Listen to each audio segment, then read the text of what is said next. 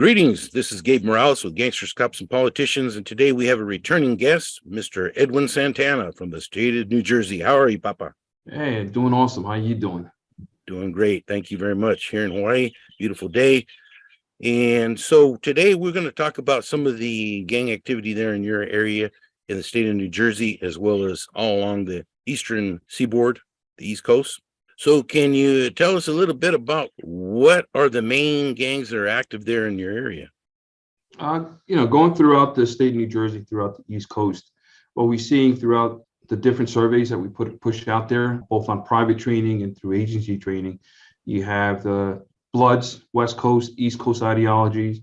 You have the Latin Kings. You have East Coast, West Coast Crips, Gangster Disciples, Sureños. And when they talk about the Sureño banner, it's different than the West Coast. You have 18th Street, you have Southside 13, you have MS-13.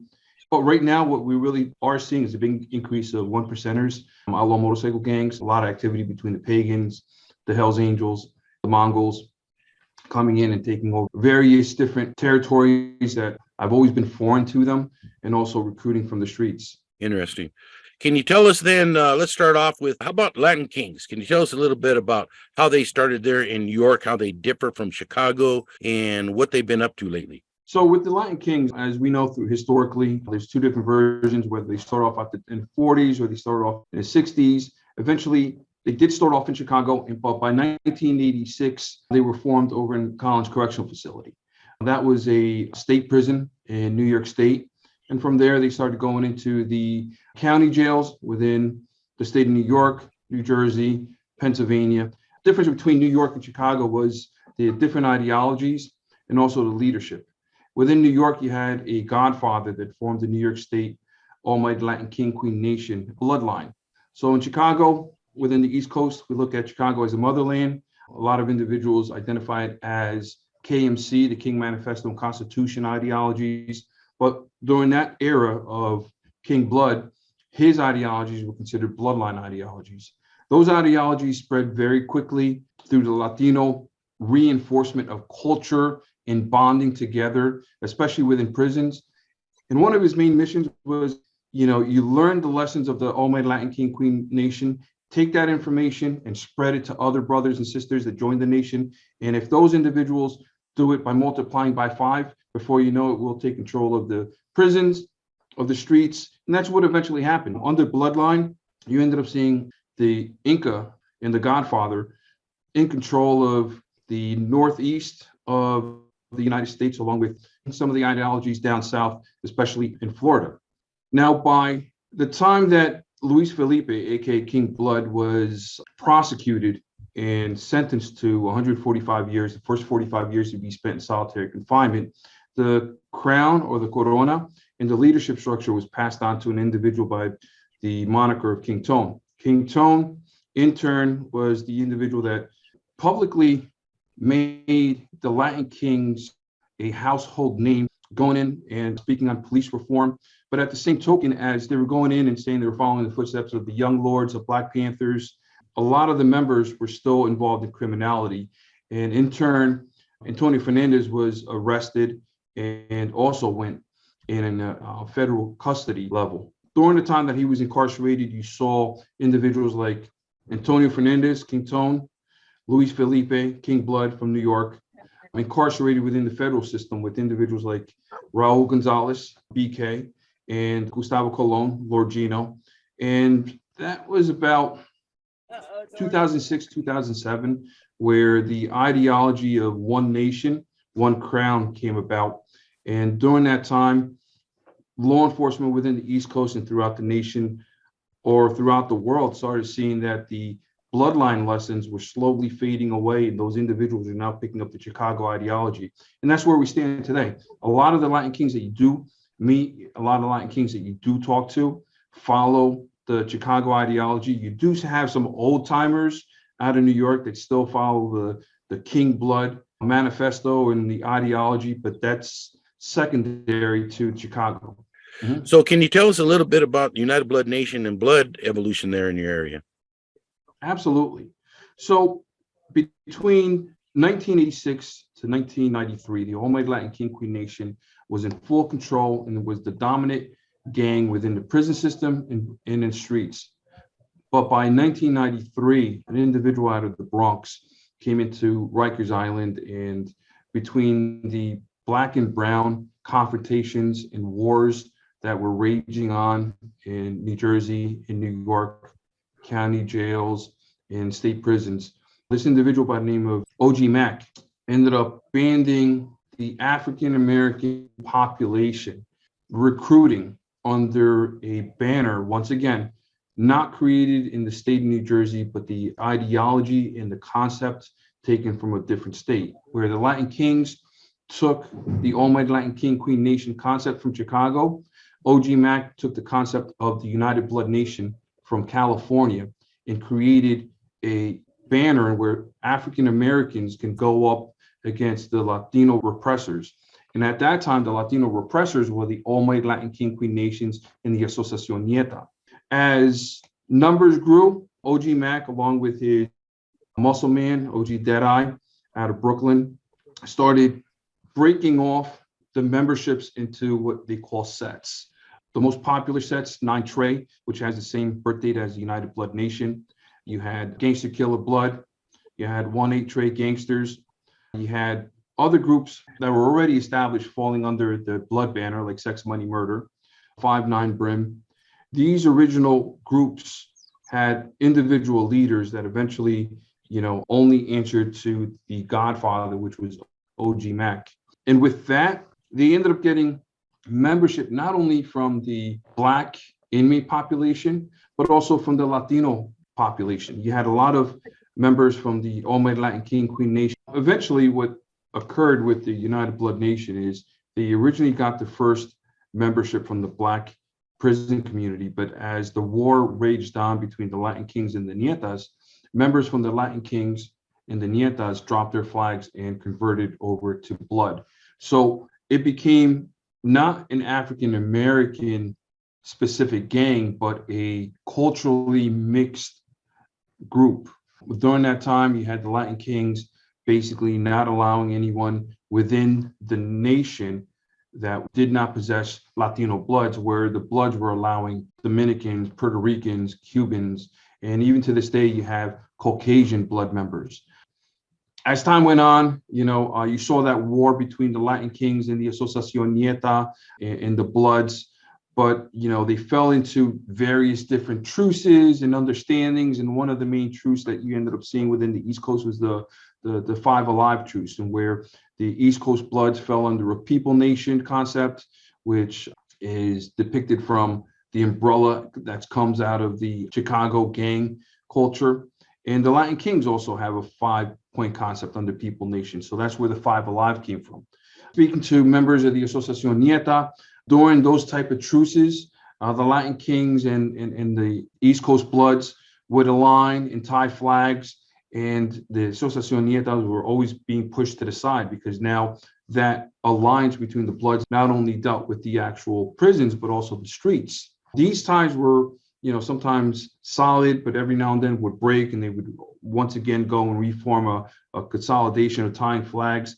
But that left the Asociación Nieta bitter over the fact that, they shed blood with the Almighty Latin King Queen Nation against a force like the Bloods, and the Latin Kings can go in and turn their backs. So these are, stories I hear from older members that I interview from time to time. Currently, with the situation with the East Coast, now you have numerous amounts of Bloods within the East Coast, whether it's Bloods, Brims, Pyrus, Gorillas, Stones, Millers, and then add it all to it.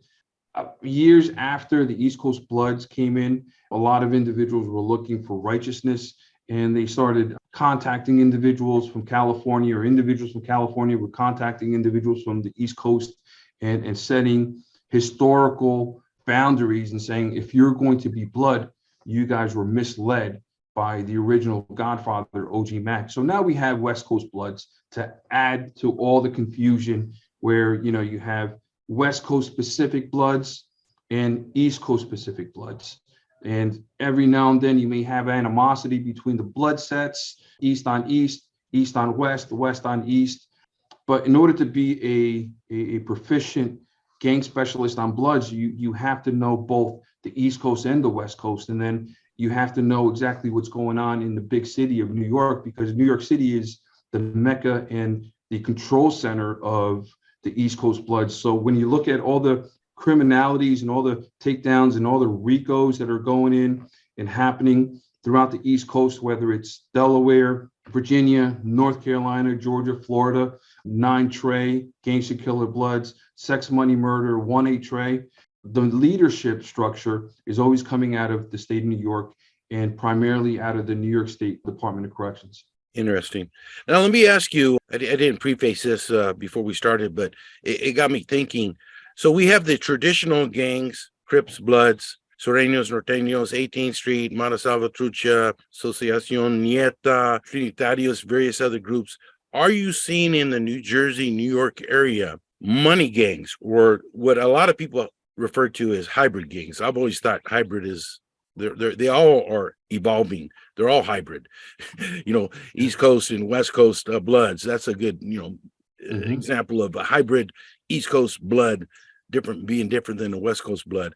But are you seeing activity of smaller crews, youngsters that don't like to listen to the OGs, that really are much looser knit and not controlled by any OG or particular set out of LA, any gang out of Chicago, or any local major group? Are you seeing the growth of these smaller money crews being more reckless, more violent? Absolutely. And how it is explained to me is, when you join a criminal organizations like the Bloods, the Crips, the Latin Kings, you're joining into an organization that you're seeing other members within that group being your brothers and your sisters, and then you have to respect the leadership and you have to put in work in order for the overall criminal organization to grow. And when you start looking at law enforcement takedowns, a lot of these individuals that took the oath with you are individuals that you don't really know are taking down a lot of individuals. And the honor and the respect and the sacrifice is now being questioned. Why should I join an organization like the Bloods from California, the Bloods out of New York, or the Crips, where I don't know the majority of individuals, but I have to follow an oath, and where I have to respect these individuals? I'd rather stick to the cliques that I'm familiar with, the individuals I've broken bread with, the individuals that we've gotten chased and have never said anything. And that's where the neighborhood sets are coming from. Individuals that don't want to get involved in major racketeering cases, but keep their crews small with solid individuals, whether they're goons or thugs. That's where you start seeing OTF, only my family, or never leave my brother, acronyms coming in, because you're now dealing with individuals that you broke bread with, went to school with, have, struggled just like you, and you trust each other. Everyone has a role to play and everyone eats at the table, where a larger organization, you really don't know where you're going to fit in. And at the same token, you really don't know when you're going to be sacrificed to the wolves. And when I say sacrificed to the wolves, it could be law enforcement or it could be other gang members. Gotcha. So they don't have to deal with the politics. They don't care about the blue, the red, the black. They basically are working towards the green for the money. Absolutely. And the larger gangs do come into play when you get locked up in a state facility. But overall, when it comes to neighborhood gangs, you're seeing individuals from rival gangs, Bloods and Crips and Latin Kings, all falling under a neighborhood regional gang and calling themselves by a certain name. But once they get locked up, and they get separated, that's when they fall back into their larger gangs, right. And they follow, once again, the rules of conduct. Got you. They're basically forced to pick a side when they get inside, because those older, more established gangs do control the jails and prisons and Bureau of Prisons in the federal system. Gotcha. It makes a lot of sense. Oh, well, I thank you for that, sharing that information for us. Is there anything else you'd like to say before we go? Well, I want to give credit where credit's due. There was a lot of individuals that came before me, and these individuals, they know who they are. They groomed, they mentored, they paved the way to my generation of gang specialists, during the time that they were teaching and sharing their knowledge, I was a student taking down notes, and I was hungry to expand and learn. And it started off by learning what was in my backyard, to then learning what was going on in New York City, to then forcing myself to find individuals across the United States and California to learn what was going on when we started getting that West Coast explosion. So there's a lot of individuals, that have mentored me, have educated me, have protected me, and have let me run loose. And I would like to say thank you for those individuals. You are one of them. And programs such as this continues to share and to groom and to direct new gang cops into understanding, because a lot of individuals may not have the opportunity to go to these gang trainings that charge tons of money or cross the other side of the United States.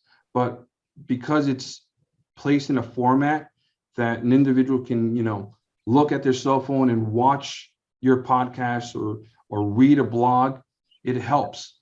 Back in the day when you formed ILGIA, we were doing MSN, right? Remember that? Mm-hmm. Those old school message boards. And look how it's advanced now when it comes to gang associations. You have an app on your phone.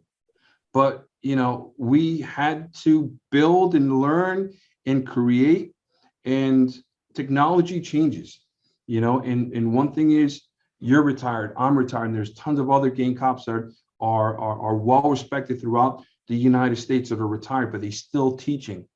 Gang members, they don't retire, their information continues on and on and on. And that's why we've had gang members, since the 1800s, the Bloods, the Crips, they'll come and go. We'll probably have new gangs coming up within the next 10 years.